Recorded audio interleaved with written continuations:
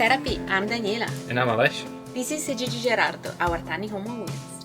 We are currently in Kangaroo Island and we are making our way all around Australia. Come on in, let me show you around. We have built this on a 2013 Volkswagen Crafter X-Delivery van.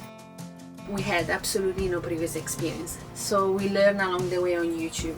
And we use only sustainable and not toxic materials to minimize our impact on the environment, but also we didn't want any nasty chemicals of gassing for years to come.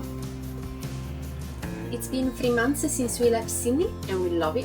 It's so comfy yet very practical to live in day to day. Our main goal was to create something that would feel like a real home, not just a camper van. So we designed it to be minimal, simple, and very functional to make the most of such a tiny space. We've built everything in a way that we can live completely off-grid.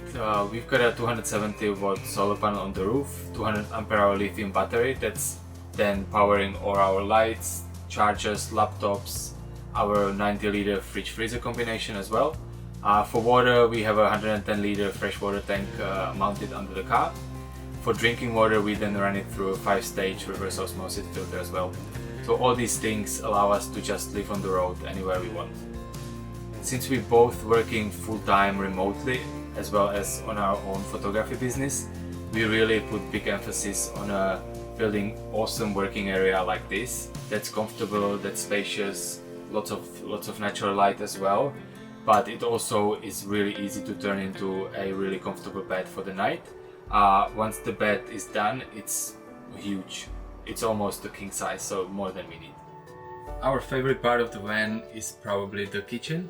Daniela being Italian, she just loves cooking and baking, and for me that's awesome because I can eat it all. We've got a 3 gas burner stove and also pretty full-sized oven. We actually just roasting some potatoes for dinner. But yeah, it gives us basically anything we need to cook amazing meals on the road. Building everything non-toxic was a challenge on its own, but by far the hardest part of the whole build was actually the shower. We couldn't find any decent materials that would be light enough, waterproof as well as non-toxic. We spent weeks and weeks researching and trying different ways, but at the end we were able to build it really lightweight with an awesome glass tile. So we have a real tile, it's 3 millimeters thick, it's light and it actually looks really beautiful.